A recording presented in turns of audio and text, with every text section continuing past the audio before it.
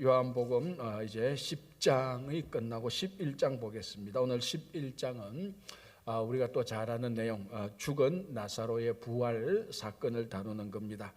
자, 요한복음 지금 우리 10장까지 봤는데 이제 11장은 요한복음에서 나오는 마지막 표적입니다. 우리가 마태, 마가, 누가복음을 보면은 기적이라고 한국말로는 이렇게 번역되어 있는데 요한복음 그걸 또 표적이라 이렇게 말을 하고 있습니다. 이 표적이라고 말을 하는 것은 그 기적도 중요하지만 기적을 통하여서 하나님께서 하시고자 하는 일들, 거기에 더 초점이 있다. 이런 이제 사건들을 관해서 우리가 표적이다 이렇게 말을 합니다. 표적이 뭐 기적이 없다 그런 것도 아니고, 표적이 기적이 안 중요하다 그런 말도 아니고, 이 표적이 어떤 기적이 일어났으면 이게 단순히 그냥 초자연적인 기적이다, 하나님의 능력이다. 이것을 더 뛰어넘어서 더 왜 이런 기적이 일어났는지 이 요한복음은 그것도 그 기적을 통하여서 하나님의 영광이 드러나고 또 거기에 대해 반대하는 또 유대인들의 막 어떤 그런 공격들이 나오고 거기에 대해 예수님께서 또 말씀하시고, 그리고 어떤 기적을 통하여서 하나님이 하시고자 하는 일을 드러나는 일들의 초점이 있는 것, 이런 것들을 가리켜서 요한복음은 표적이라 이렇게 말을 하는데, 이 표적에는 반드시 기적이 있는 거죠. 그래서 요한복음을 보면은 이 죽은 나사로의 부활, 이것이 마지막 표적이 됩니다. 자, 그러면은 앞에 우리가 있었던 것들이 어떤 것들이 있죠? 제일 첫 번째는 잘 알죠. 뭡니까? 갈릴리 가나에서 물로 포도주를 만든 것. 두 번째, 이제 그게 우리가 큰 사건이 나는데 나온다. 왕의 신하의 아들을 치유하신 것. 그죠? 그 다음에 베데스다 목가에서 38년 된 병자. 이거는 우리가 너무 잘 알고. 다음에 오병이어 기적. 이것도 너무 잘 알고. 그리고 갈릴리 호수를 걸으신 것이 나왔습니다. 그죠? 예수님께서 가셨다가 제자들이 가고, 그래서 오병이의 기적이 일어나고 난 다음에, 그리고 우리가 어제까지 살펴본 날 때부터 소경된 사람을 고쳤던 것, 이렇게 앞에 지금 6개까지 나오고, 이제 오늘 7번째 표적, 이게 죽은 나사로를 다시 살리는 것. 그래서 이제 요한복음을 보면은 더 이상 어떤 기적은 일어나지 않습니다. 예수님의 십자가, 죽음, 부활 그 외에는. 이제 그 다음부터는 요한복음 12장부터는 길게 이제 예수님의 그 말씀, 논쟁 이런 것들이 나타나는데, 오늘 죽은 나사로를 살린 것을 한번 보겠습니다. 1절, 어떤 병자가 있으니 이는 마리아와 그 자매 마르다의 마을 베다니에 사는 나사로라. 자, 베다니에는 한 가정을 소개합니다. 마리아, 마르다, 그리고 나사로가 있습니다. 자, 일단 이 베다니라는 마을은 예루살렘에 붙어 있는 마을입니다. 그냥 감람산 동쪽, 예루살렘 동쪽에 감람산이 있고, 그 감람산 바로 넘어가면 바로 그쪽이 베다니 있는데요. 우리가 복음서를 보면 예수님께서 주로 갈릴리에서 사역을 많이 하신 곳은 가버나움이고, 가버나움에서 사역할 때 그럼 우리가 이런 질문을 할 수 있지 않습니까? 예수님께서 가버나움에서 많이 사역을 했는데 그 잠은 어디서 주무셨을까? 그죠? 식사는 어떻게 하셨을까? 이런 우리가 질문을 할 수 있습니다. 물론 성경에서는 예수님께서 어디서 주무셨는지 예수님까지 앞에서 13명의 그 그룹들이 매 끼니마다 어디서 식사를 했는지 그에 대한 일상에 대한 내용들은 기록되지 않았는데, 이 가버나움에는 예수님께서 갈릴리에서 가장 사역을 많이 한 가버나움, 이 가버나움에는 베드로의 집이 있습니다. 베드로의 장모가 그 가버나움에서 열병에 알아누웠던, 그리고 지금도 성지순례가 그 가버나움에 베드로의 집이라고 알려진 곳이 있습니다. 그래서 아마 많은 학자들이 가버나움에서 예수님께서 사역을 하실 때는 베드로의 장모의 집이죠. 그 집이 중요한 근거지가 되었을 것이다, 그렇게 말하고, 예루살렘에서 사역을 하실 때는 바로 이 마르다, 마리아, 나사로, 이 베다니에 있는 이 집에서 예수님께서 실제로, 이건 복음서를 보면 거기서 그 집에 들렀다는 그런 내용이 나옵니다. 그러니까 갈릴리와 지도를 보면 갈릴리와 예루살렘, 이 두 사역에서, 갈릴리에는 가버나움에서 사역을 많이 하셨는데, 이 가버나움 사역의 근거지가 베드로 장모의 집, 그리고 유다 지역은 당연히 예루살렘은 이 베다니의 우리 말하는 베다니가 주요한 근거지가 되었다. 그렇게 우리가 볼 수 있습니다. 자, 오늘 이제 바로 그 근거지가 되는 나사로, 마르다, 마리아의 이제 집에 이제 그쪽으로 가고 있는 그 도중에 일어나는 일들입니다. 자, 2절. 이 마리아는, 자, 마르다, 마리아, 나사로인데 마리아의 말합니다. 이 마리아는 향유를 주께 붓고 머리털로 주의 발을 닦던 자요. 자, 그런데 요한복음 지금 10장까지 이 향유 옥합 사건이 나왔습니까?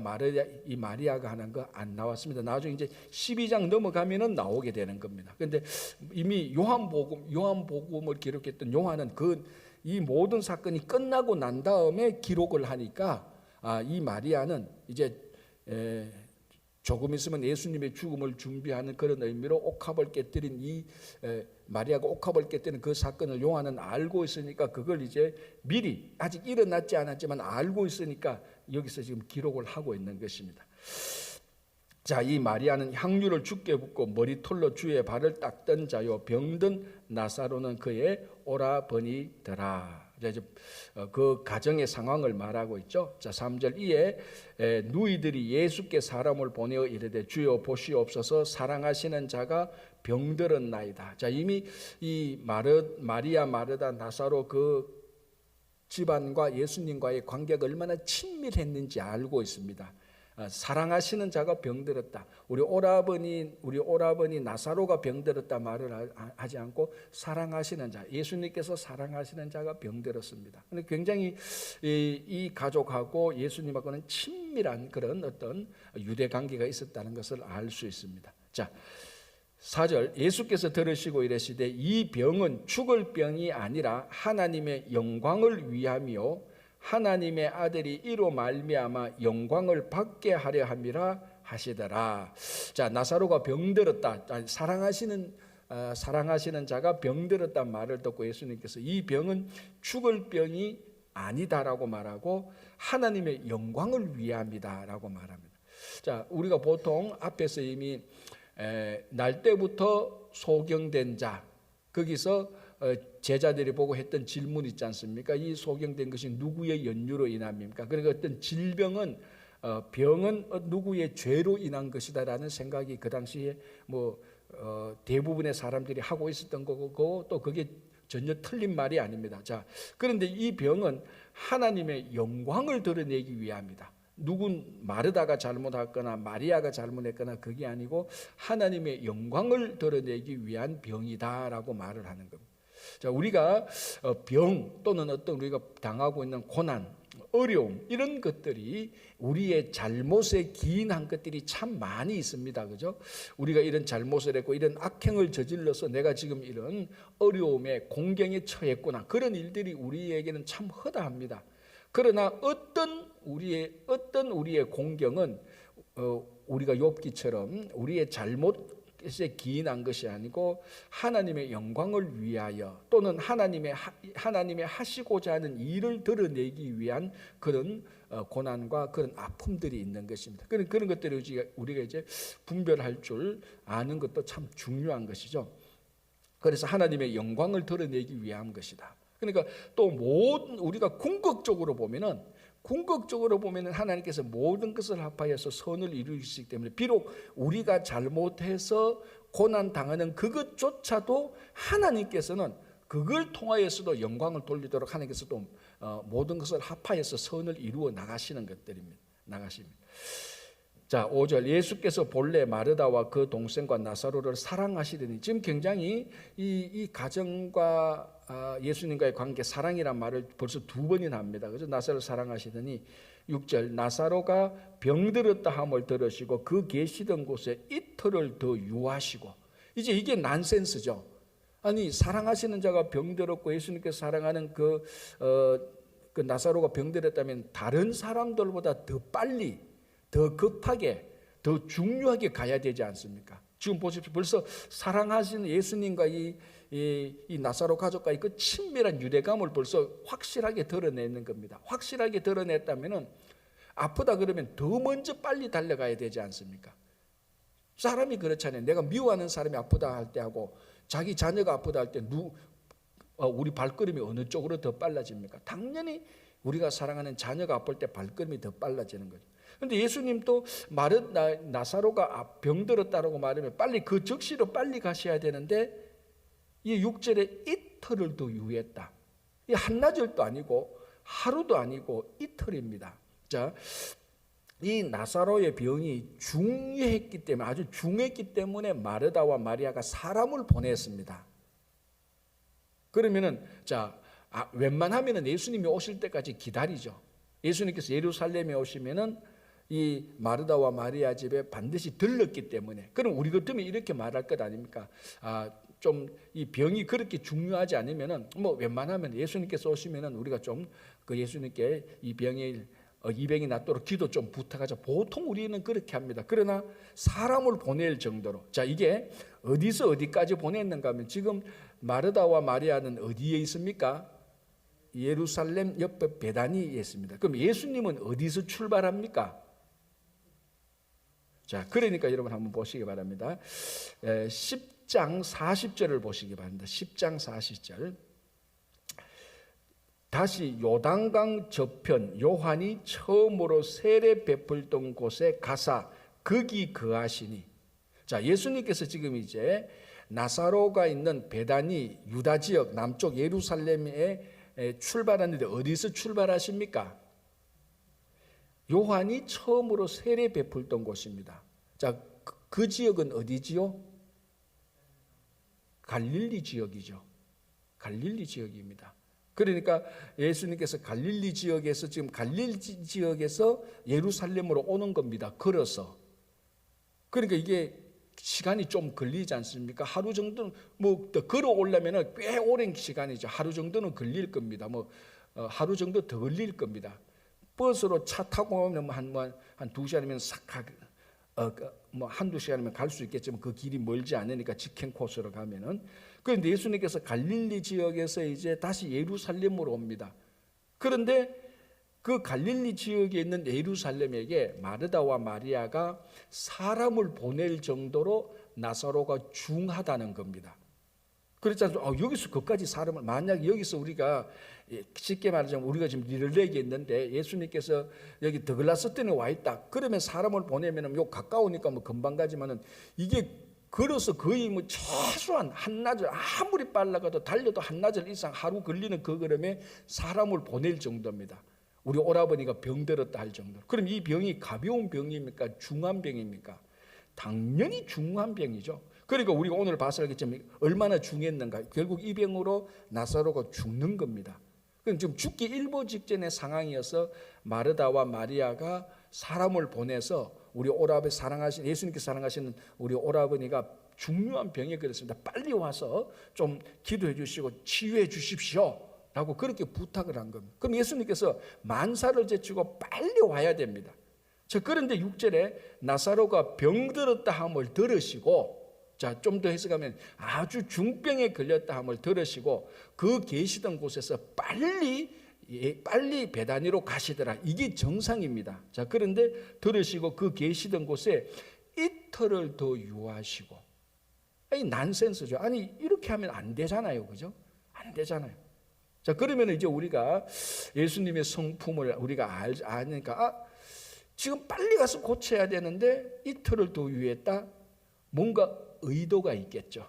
뭔가 의도가 있죠. 자, 이제 한번 보겠습니다. 그 의도를 이제 두고 이틀을 더 유하시고 난 다음에 7절 그 후에 제자들에게 이르시되 유대로 다시 가자.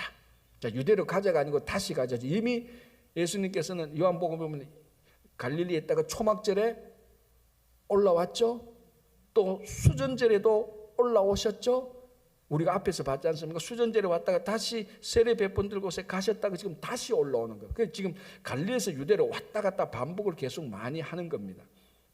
자, 유대로 다시 가자 하시니 8절 제자들이 말하되 랍비여 방금 또 유대인들이 돌로 치려 하였는데 또 거리로 가시라니까. 이 말은 뭡니까? 수전절을 마치고 우리가 어제 본 것처럼 수전절 때 예루살렘에서 사역을 하시고 갈릴리로 왔는데 바로 다시 가자는 겁니다. 그러니까 아니 우리가 유대에 있다가 지금 갈릴리 온 지 며칠 단데 또 다시 가자고. 그 사람들이 돌로 치려 죽이려고 하지 않습니까? 이 말입니다.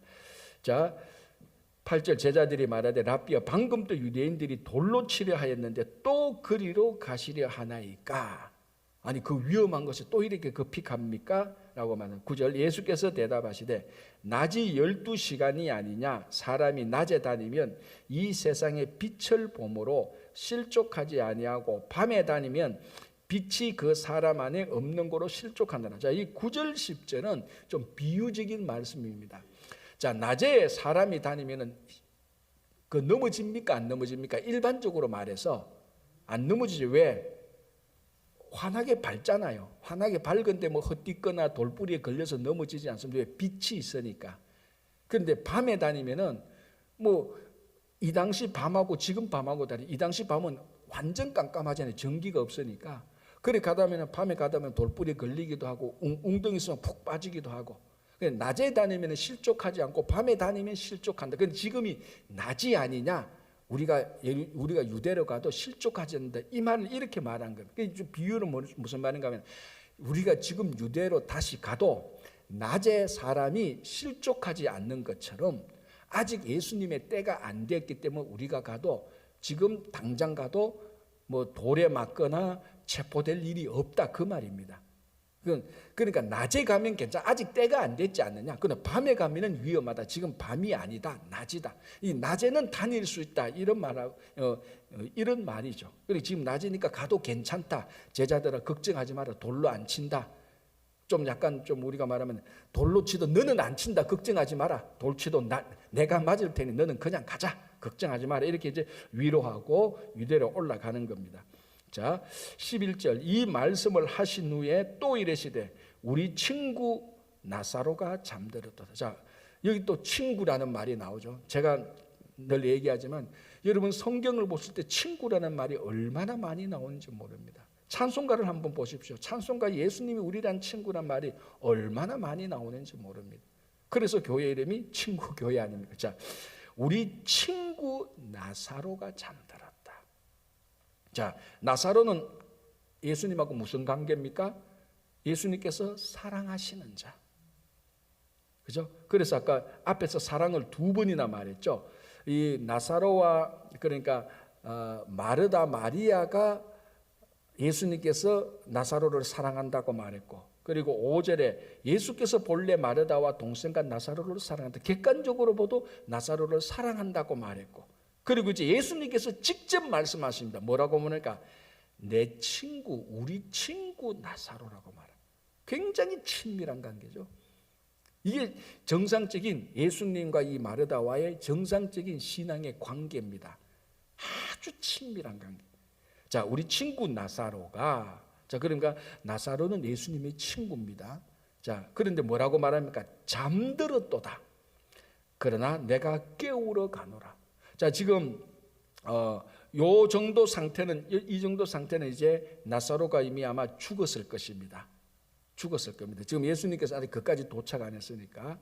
그런데 이게 죽었다는 말이 이제 좀 있어 보면은 예수님께서 거기에 도착했을 때가 죽은 지 나흘이 됐다 그랬습니다. 그러니까 지금 예수님께서 나사로가 잠들었다라고 말해서 이틀을 더 유했으니까, 이틀을 더 유하고 갔으니까 이미 언제 죽었습니까? 이틀을 유하는 그 출발 그때 이미 죽었습니다. 그러니까 이틀을 유했으니까 이때는 나사로가 죽은 지 이틀 뒤입니다. 예수님께서 다 아시고 나사로가 잠들었다. 그러니까 뭘 말하는가 하면 사람이 죽은 상태를 가지고 예수님은 뭐라고 말합니까? 잠들었다라고 말을 하는. 자, 이 말 앞에서도 이미 한 번 했죠. 마태복음에서 한 번 했습니다. 뭐라고 말합니까? 회당장 랴요의 딸이 죽었을 때 뭐라고 말합니까? 죽은 게 아니고 잠든 것이다라고 말합니다. 그때 사람들이, 그 옆에 있었던 사람들이 그 반응이 어떠했습니까? 다 비웃었죠. 자, 오늘 또 보십시오. 11절 우리 친구 나사로가 잠들었도다. 그러나 내가 깨우러 가노라. 제자들이 이르되 11절 제자들이 이르되 주여 잠들었으면 낫겠나이다 하더라. 지금 제자들이 예수님께서 나사로가 죽은 것을 잠들었단 말을 제대로 알고 있습니까? 모르고 있습니까? 잘 모르죠. 자, 그러면은 예수님은 죄송합니다. 사람의 죽음을 어떻게 봅니까? 잠든 것으로 보는 겁니다. 자, 두 가지. 첫 번째, 잠든 것은 뭘 전제로 합니까? 다시 깨는 걸 전제로 하죠. 자, 만약에 오늘 밤에 그 여러분들의 가족이 누구 하나 이제 밤 10시 때가 돼서 이제 다 주무신단 말이죠. 그러면 누구 하나가 이제 주무시는갑다. 이건 내일 아침에 깰 거라는 거죠. 그런데 내일 아침에 못 깰 거면 뭐라고 말합니까? 죽었다 그러는 거죠. 그럼요. 그럼 죽었다는 것은 일반적인 말로 내일 아침에 깨지 않을 것이고, 잠들었다는 것은 지금 활동은 안 하지만 내일 아침에 깰 거라는 겁니다. 예수님께서 죽음을 보시는 것이 죽었다는 것이 아니고 내일 아침에 또는 요 잠든 요 시간이 지나면 깰 거다. 이 뭘 의미하는 겁니까? 부활을 의미하는 거죠. 그죠? 그러니까 예수님께서 보시는 죽음은 우리가 잠든 상태와 같습니다. 죽었다고 해서 영원히 끝나는 것이 아니고 이 잠을 들었으면 반드시 때에 따라서 잠들었다가 다시 깨는 겁니다. 자, 그래서 예수님께서 죽음을 잠으로 보는 것이고 다시 깨는 부활을 전제로 하는 것이고, 또 하나는 회당장 야이의 딸이 회당장 야이의 딸의 죽음을 잠들었다고 말 때 사람들이 다 무시한 것처럼, 또는 예수님께서 제자들에게 나사로의 죽음을 잠들었다고 말할 때 이 사람들이 못 알아들었던 것처럼, 예수님께서 부활을 말씀하실 때, 예수님께서 부활하셨을 때 지금도 똑같습니다. 그 부활을 전혀 알아듣지 못하는 사람, 또는 어떤 사람은 사람이 어떻게 부활해? 그런 말도 안 되는 21세기 이 첨단 시대에 그런 소리 하지 마라고 완전히 무시하는 사람이 있습니다. 그 예수님 당시 사역을 할 때 죽음과 그 죽음을 부활로 이끌 때에 가장 친밀했던 옆에 있었던 제자들이 전혀 알아듣지 못하는 것, 그리고 사람들이 무시하는 것과 똑같은 반응들이 오늘날도 일어나는 거죠. 부활 그러면은 그 말의 의미도 못 알아듣고, 어떤 사람은 말도 안 되는 소리라고 무시하기도 합니다. 오늘도 똑같습니다. 근데 진짜 사실은 뭡니까? 부활이 일어난 거죠. 진짜 사실은 회당장 야이또가, 그 회당장 야이의 딸이 살아난 거고, 자, 나사로도 이제 우리 알겠지만 죽은 지 나흘이 됐지만 살아나는 겁니다. 사람들이 부활의 사실을 무시하든지 경멸하든지 그걸 과학적으로 알든지 모르든지에 상관없이 부활은 사실이라는 것을 알 수 있습니다. 많은 사람들의 반응에 따라서 진리와 거짓이 바뀌기도 합니다. 그게 참 우리가 살고 있는 민주주의의 병폐입니다. 민주주의의 진리는 어디 있습니까? 투표에 있습니다. 많은 사람들이 10명이 있으면 9명이 이게 맞습니다. 그러면 민주주의는 그 10명 가운데 9명이 지지하면 그게 사실이고 그게 진리가 되어버리는 거예요. 이 민주주의의 병폐입니다. 그 다수결에 의해서 결정되어지는 것. 여러분, 사람들이 다수결로 결정하는 것이 항상 옳습니까? 그렇지 않잖아요. 예수님께서 십자가에 달려들어서 만장일치로 예수님을 십자가에 죽여라라고 말을 했습니다. 저 신성 모독을 하고 저 완전 그 나쁜 사람이고 막 뭐 자기가 뭐 성전을 다시 세우겠다 말을 자기가 하나님의 아들이라고 말했다고 막 만장일치로 예수님을 저주하고 죽였습니다. 민주주의를 보면 완벽한 결정이에요. 그러나 완벽한 잘못된 결정 아닙니까? 민주주의의 병폐라는 것이 여기도 그대로 드러나는, 많은 사람이 부활을 무시했다고 해서 그 제자들 12명의 제자가 부활을 전혀 알아듣지 못했다고 해서 그럼 부활은 사실도 아니고 진리가 아니야? 아니, 아무도 몰라도 모든 사람이 다 무시해도 사실은 사실이에요. 그래서 가끔 우리가 신앙생활을 하면서 우리가 예수님 위주가 아니고 민주주의식으로 하는 데가 꽤 있습니다. 민주주의가 나쁘다는 건 절대로 아닙니다. 우리가 지금 살아가는 어떤 국가의 형태, 국가가 어떤 국가 공동체로서 가장 그래도 좋은 시스템이 민주주의죠. 그래, 좋은 시스템이 민주주의라는 것이지, 이 민주주의가 진리라는 말은 결코 아니에요. 민주주의가 얼마나 많은 병폐가 있는지, 공산주의, 사회주의는 더 이상 말할 것도 없고. 그런데 우리가 신앙생활하면서 자칫하면은 예수님 위주가 아니고 민주주의식으로 따라가는 경우가 허다한 겁니다. 부활 사실. 우리 민주주의로 투표합시다. 부활을 믿는 사람 손들어 보십시오. 10명 가운데 9명이 손들었습니다. 그럼 이제 우리는 부활이 없습니다. 이게 민주주의 방식이에요. 자, 오늘 또 이 예수님께서 나사로의 죽음을 두고 잠들었다고 말했을 때 아무도 믿거나 아무도 인정하지 않았습니다. 해당장 야이의 딸도. 그러나 사실은 사실인 겁니다. 그래서 우리의 신앙은 예수님이 우리 신앙의 가장 중요한 중심이 되어야 되는 것을 다시 한번 알 수 있습니다. 자, 13절 이제 예수님께서 13절 예수는 그의 죽음을 가리켜 말씀하신 것이나 그들은 잠들어 쉬는 것을 가리켜 말씀하심인 줄 생각하는지라. 요한복음이 친절하게 제자들이 오해했다라고 밝혀주고 있습니다. 14절 이에 예수께서 밝히 이르시니 나사로가 죽었느니라. 자, 그 죽음을 잠들었다고 말을 하니 제자들이 전혀 못 알아듣습니다.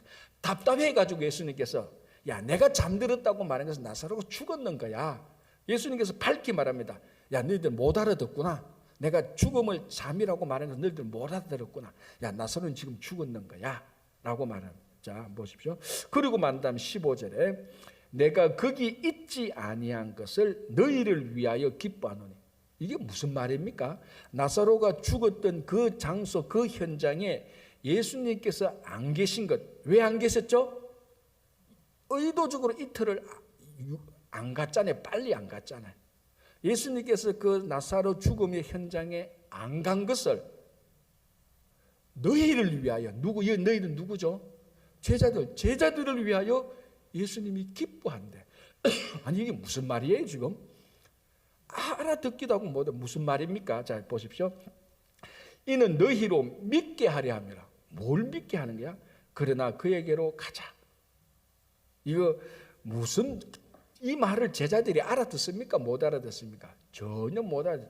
지금 2000년이 지난 지금도 못 알아듣는 사람이 수두룩한데. 자 이게 뭡니까? 내가 거기 있지 않은 것은 나사로가 죽음의 현장에 있지 아니한 것은 제자들 너희를 위해서 이게 잘된 일이다. 왜? 자 이제 그 현장에 가서 예수님께서 나사로를 살릴 테니까 이 부활의 사실을 제자들이 직접 믿게 하니까 너희들이 믿음을 부활을 믿게 하려고 하는 일어난 이 모든 일들이 너희를 위해서 큰 믿음이 성숙되기 위해서 좋은 것이다. 그래서 내가 의도적으로 거기 안 갔다. 왜? 이제 키가 어디에 나오는가 하면은 이틀을 의도적으로 지체한 것에 나오는 겁니다. 자, 이제 그 17절 예수께서 와서 보시니 나사로가 무덤에 있은지 이미 나흘이라. 자, 그 앞에 이제 16절 디두모라 하는 도마가 다른 제자들에게 말하되 우리도 주와 함께 죽으러 가자. 자, 이 요한복음은 도마에 대해서 마태마가 누가보다 좀 더 관심이 있는 것 같아요. 이 마태마가 누가는 이 요한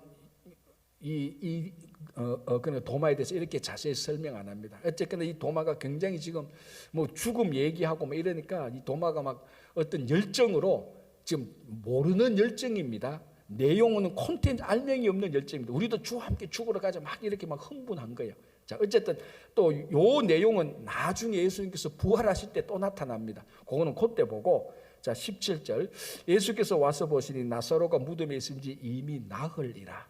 자 39절 보시기 바랍니다. 예수께서 이르시되 돌을 옮겨 놓으라 하시니 그 죽은 자의 누이 마르다가 이르되 주여 죽은 지가 나흘이 되었으므로 벌써 냄새가 나나이다. 자, 이 죽은 지 나흘이라는 것을 지금 두 번이나 강조하고 이걸 또 강조하기 위해서 예수님께서 이틀을 머무셨습니다.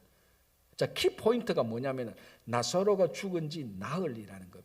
이게 왜 중요하냐?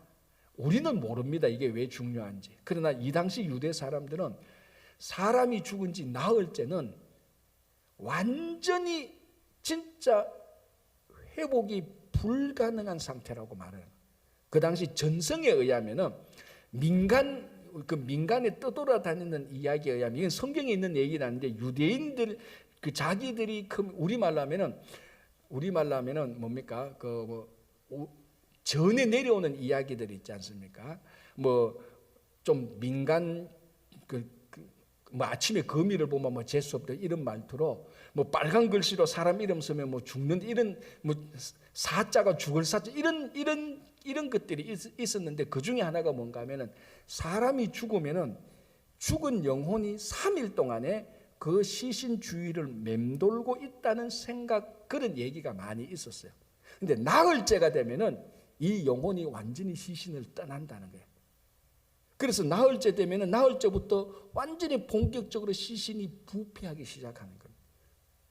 3일째까지는 영혼이 그 시신 주변에 있기 때문에 아차 하면은 영혼이 다시 시신에 들어가서 살아날 수 있는, 이게 성경적인 건 아닙니다.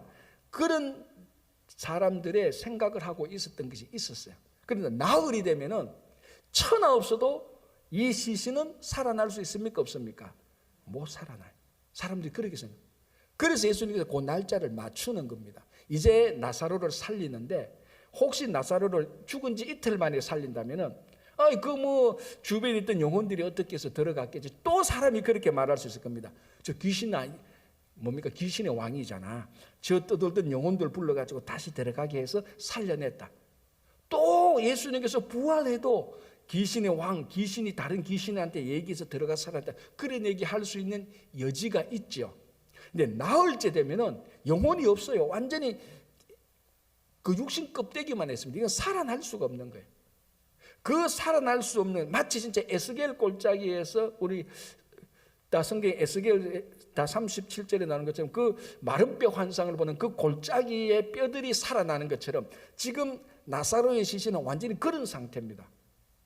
유대인들이 생각하기도 영혼은 이제 다 떠났다. 이제는 어쩔 수 없이 살아날 수가 없다. 그런 상태에서 예수님께서 이 나사로를 살리는 겁니다. 이거는 이제 더 이상 귀신이 집혀서 했다고 말을 할 수가 없습니다. 그 귀신도 없는데 영혼도 없는데. 그래서 완벽한 부활의 모습을 보여주는 겁니다.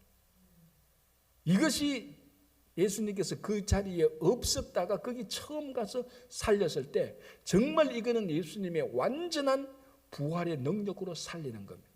그래서 제자들이 그걸 보고 믿음이 더, 부활에 대한 믿음을 더 많이, 확실한 부활에 대한 믿음을 가질 수 있도록 하는 것이 얼마나 기쁘냐. 그게 15절입니다. 내가 거기 있지 아니한 것을 너희를 위하여 기뻐한다. 그래서 너희들이 부활의 사실을 확실히 믿게 되니까 얼마나 기쁘냐. 이는 너희로 믿게 하려면, 그러나 그에게로 이제 가자라고 말을 하고 가니까, 그 근처 가니까 17절, 예수께서 와서 보시니 나사로가 무덤에 있은지 이미 나으리라. 베다니는 예루살렘에 가깝기가 한 오리쯤 된다. 오리 가깝죠. 사리가 1km니까 그죠? 금방 가는 거죠. 19절, 많은 유대인이 마르다와 마리아에게 그 오라비의 일로 위문하러 왔더니, 20절, 마르다는 예수께서 오신다는 말을 듣고 곧 나가 맞이하되 마리아는 집에 앉았더라. 이 마르다하고 마리아는 여전히 똑같아요. 마리아는 사람 몸에 막 맞이하고 막 음식을 준비하는데 마리아는 여전히 낭창합니다. 마리아는 집에 앉아 있습니다. 마르다가, 이게 또 왜냐면 마르다가 언니니까 손님, 예수님께서 이제 왔다는 말을 듣고 이제는 사람을 보내지 않고 자기가 직접 갑니다. 왜? 오라버니가 죽었잖아. 이제 막 가슴에 맺히는 것도 있고 예수님 만나서 막 울고 싶은 것도 있고 좀 한스러운 것도 있죠. 사람을 보낸 적이 어떤데 지금 오면 어떡하느냐, 그런 것도 있고, 하여튼 복잡한 감정이 들어서 마르다가 예수님께서 가까이 오시다 말 듣고 먼저 뛰쳐나갑니다. 먼저 맞이하러 갑니다. 자, 21절, 마르다가 예수께 여짜오되 주께서 여기 계셨더라면, 좀 아쉬움이 있죠. 사람을 보낸 지 왜 이제 오십니까?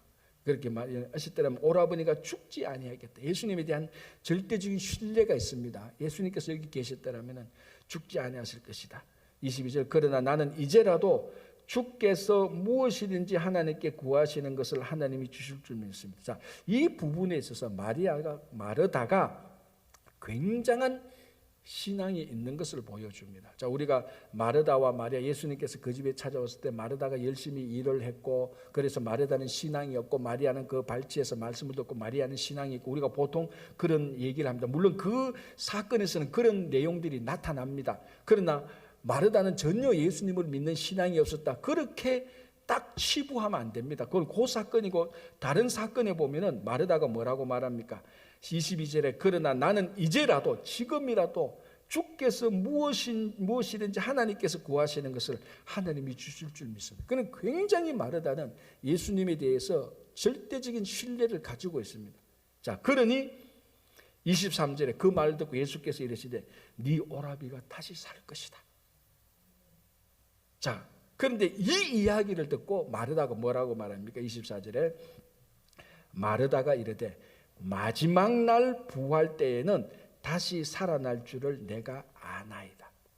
자, 이게 마지막 날 부활 때, 우리말로 하면 종말 때입니다.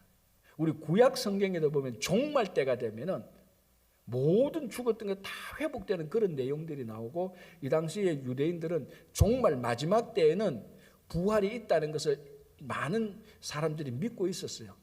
그러나 포커스는 뭡니까? 지금입니다. 자, 그래서 예수님께서 24절에 마르다가 이르되 24절 마르다가 이르되 마지막 날 부활 때에는 다시 살아날 줄을 내가 믿나이다. 25절 예수께서 이르시되 나는 부활이요 생명이니 나를 믿는 자는 죽어도 살겠고 무릇 살아서 나를 믿는 자는 영원히 죽지 아니하니니 이것을 너가 믿느냐. 자, 이 말씀은 뭡니까? 부활은 마지막 때도 있고 지금도 있다는 거예요. 왜? 예수님께서 이제 또 뭐라고 말할까? 나는 부활이요 생명이니. 자, 우리 앞에서 많이 봤죠? 나는 생명의 떡이다. 나는 세상의 빛이다. 나는 양의 문이다. 나는 선한 목자다. 계속해서 지금 예수님께서 예수님께서 나는 나라고 말을 하고 거기에 계속 내용을 계속 덧붙입니다. 자, 오늘은 진짜 중요한 내용을 또 붙이죠. 뭡니까? 나는 부활이요 생명이다. 나중에 종말의 부활도 맞지만 지금 부활인 예수님께서 그 현재 그 장소에 있는 겁니다. 나중에 부활도 맞지만은 예수님께서 지금 부활이다. 왜? 예수님이 부활로서 그 현장에 그 현재 시간에 함께 하고 있잖아요. 마르다가 참 믿음이 좋았지만은 이 부활이 지금 부활을 경험할 것이라고는 생각을 못했습니다. 우리 오라비가 나중에 부활할 것이라고는 믿었습니다. 그래서 예수님께서 부활은 나중에 부활 때 있지만은 지금 부활이다. 왜? 예수님께서 지금 함께 하고 계시니까. 자, 이게 오늘날 우리하고도 똑같죠. 지금 우리가 이미 영원한 생명을 살고 있는 것이 지금 우리가 삶을 이미 살고 있는 겁니다.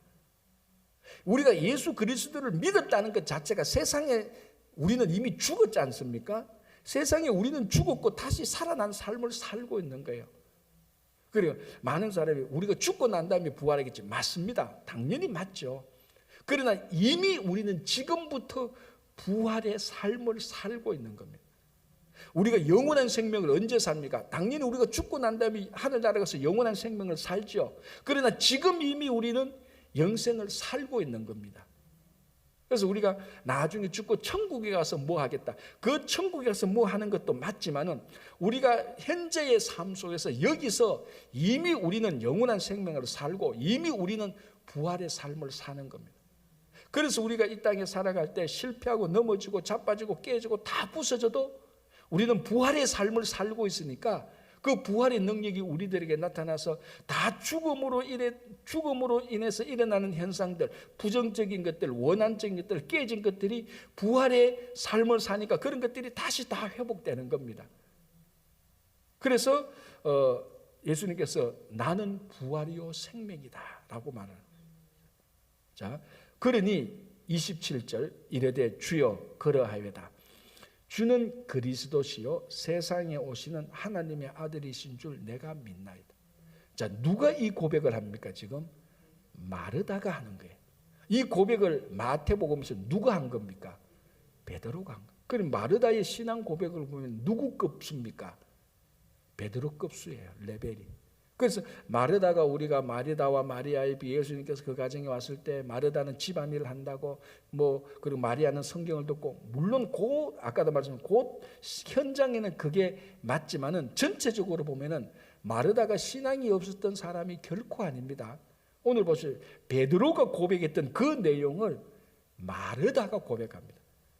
주는 그리스도시요 세상에 오시는 성육신까지 말합니다. 하나님의 아들이신 줄 내가 믿나이다. 요한복음은 이 위대한 고백이 베드로가 아니고 한 여인 마르다가 고백한 것으로 나타납니다. 어마어마하게 중요한 고백을 하는 것이죠. 그죠? 자, 오늘은 요까지만 보겠습니다. 요까지만 보고 내일 27절부터 다시 그 연결해서 보는데요. 다시 한번 우리가 이 부활의 삶을 나중에 살지. 그래서 뭐 지금은 힘들어도 지금 부활이 없어도 그게 아닙니다. 이미 우리는 부활의 삶을 살고 있습니다. 그래서 오늘 또 부활의 삶을 사시는 여러분 되시기 바랍니다. 기도하겠습니다. 하나님 아버지 감사합니다. 오늘 또 하루를 시작합니다. 어제 우리가 잠을 잤다가 오늘 아침에 깨어난 것처럼 우리가 나중에 우리 육신의 생명이 다 끝나고도 오늘 깨어난 것처럼 다시 영원히 살 것을 믿습니다. 부활할 것을 믿습니다. 그러나 오늘 또 역시 우리가 어제 잠을 잤다가 오늘 깨어난 이 경험을 통해서 오늘 또 우리가 부활의 삶을 살고 있는 것을 고백합니다. 주님, 부활의 삶을 살고 있는 우리들에게 죽음이 가져다 주는 모든 부정적인 것들, 파괴적인 것들, 우리를 괴롭히는 것들, 악한 것들이 다 죽었다가 영원한 생명으로 다시 부활할 수 있도록 도와주시옵소서. 주님, 오늘 또 우리 하루의 삶을 주님의 손에 의탁합니다. 주님께서 우리를 인도하시고 붙들어 주시고 악의 대적들로부터 막아 주시옵소서. 우리 모든 성도님들의 가정과 일터에 복을 주시고 또 우리 가운데 이 창건 집사님과 몸이 연약한 모든 환우들을 주님께서 오늘 또 회복시켜 주시고 부활의 역사가 일어나게 하여 주시옵소서. 오늘 또 우리 자녀들 그리고 우리 어르신들 또 선모스쿨 함께 하시고 교회의 모든 하나님께서 인도하시는 사역이 잘 이루어질 수 있도록 도와주시옵소서. 감사하오며 예수님의 이름으로 기도합니다. 아멘.